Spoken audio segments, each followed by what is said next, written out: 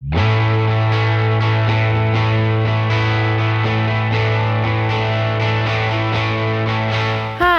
In this video, we will cover policies and procedures that student organizations deal with on a regular basis.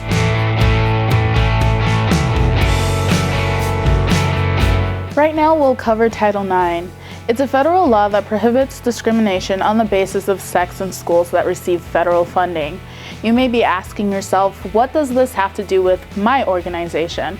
Well, all student organizations, with the exception of club sports and social Greek-lettered organizations, must abide by Title IX.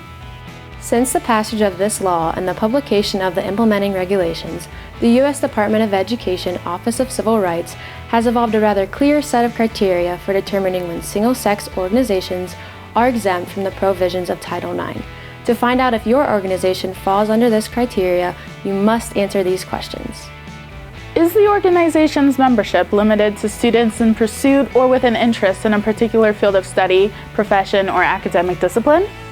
Is the membership limited to individuals who have a high level of achievement in scholarship or any other endeavor? Are students allowed to hold membership in other fraternities or sororities at the university? If your organization answered yes to any of the questions, it is not a social fraternity and is not exempt from the requirements of Title IX. Your organization must accept members of both sexes.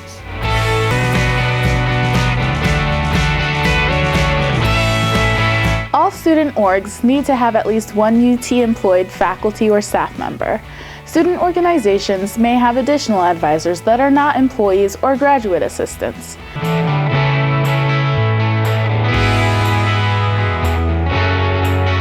Yes, we are going to talk about alcohol again because this is a very serious matter. Student organizations that wish to serve alcohol at their events may do so only with prior permission from the Dean of Students. The Dean of Students may impose additional restrictions or conditions as deemed necessary.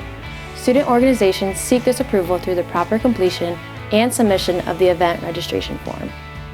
An F permit must be successfully secured from the university system. If this request is denied by the university or city for any reason, alcohol will not be allowed at the event, or the event will be canceled. Sorry. Also, alcohol can only be sold by a licensed and insured vendor. UT's food service contractor, Aramark, is the preferred vendor and must give permission to use any other vendor on campus.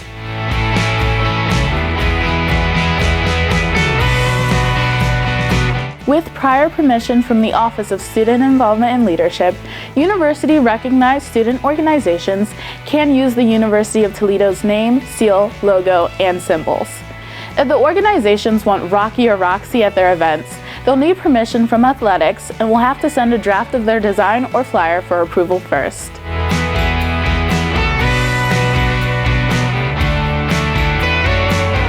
Student organizations wishing to use amplified sounds such as DJs, bands, and radio broadcasts at outdoor locations must use the following locations: Centennial Mall, Grass by the Fieldhouse, Flatlands,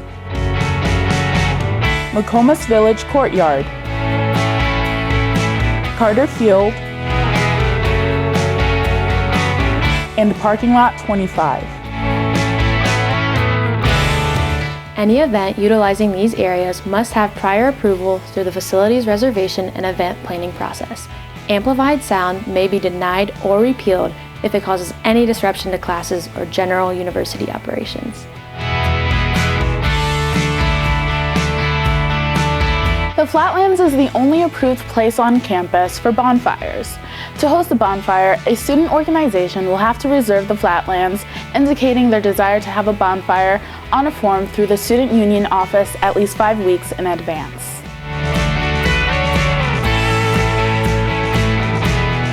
Any event that utilizes outside talent or vendors paid by university funds requires a contract between the performer or vendor and the University of Toledo. Students are not permitted to negotiate or sign any contract on behalf of the University of Toledo. Events that may require a contract must have space reserved with the appropriate facility and contracts request form submitted to the Student Union office with as much notice as possible, minimum of 10 weeks. Only a UT-generated contract will be accepted.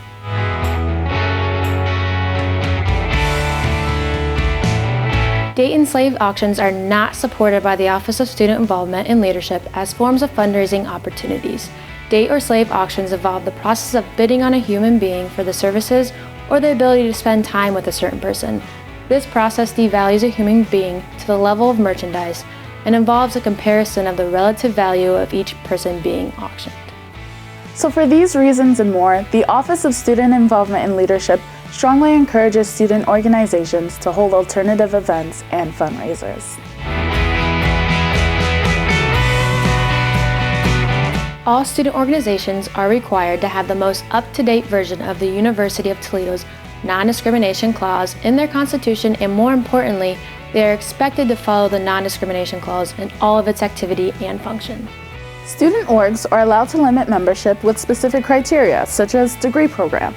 Organizations cannot deny based on race, color, religion, sex, gender identity, age, national origin, and sexual orientation, veteran status, or disability. And remember, all student organizations should stay in compliance with Title IX. Student organizations are required to recruit all students and are not allowed to deny or discourage membership based off of gender or gender identity. In the event that discrimination occurs based on a hearing, the organization will be removed from the University of Toledo as a violation of Title IX.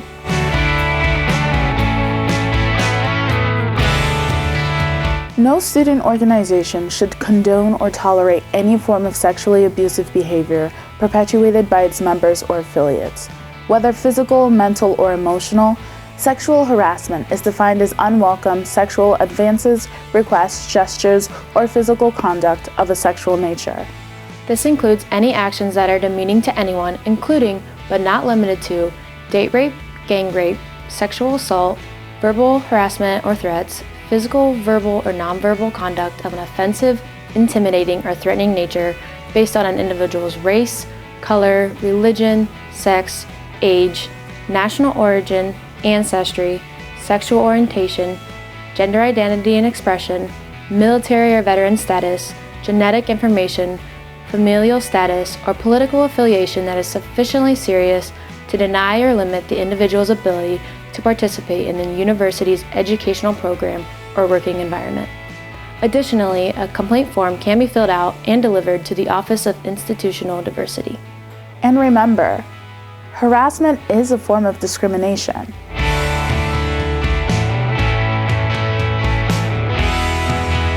No student org, individual student, or alumnus should conduct or condone hazing activities. Hazing is defined as committing any act of initiation, individually or with another student or student organization, coercing another, including the victim, to commit any act that causes or creates a substantial risk of causing mental or physical harm to any person. No person should recklessly participate in hazing.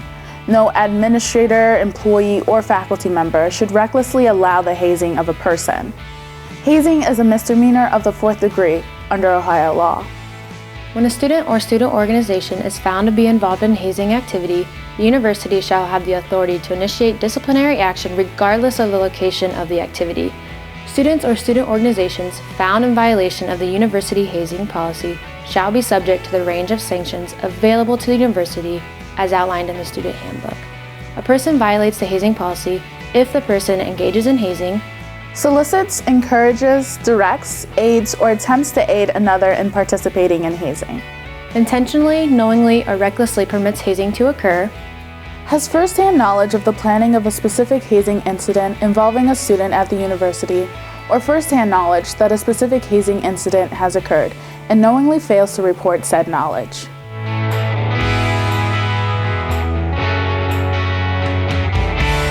If you want to show a movie for a social event or your student organization wants to show a documentary for historical context, you are required to obtain movie licenses prior to the showing. The Federal Copyright Act governs how copyrighted materials, such as movies, should be shown publicly regardless if there is or not an admission fee. Federal copyright law applies to all student orgs. DVDs that are rented or bought from stores are licensed for in-home viewing only. To show a DVD in a public space, a license must be secured from a booking agency. Licensing can cost between $300 and $1,000. Swank Motion Pictures has worked with many student orgs in the past, and you can reach them at 1-800-876-5577.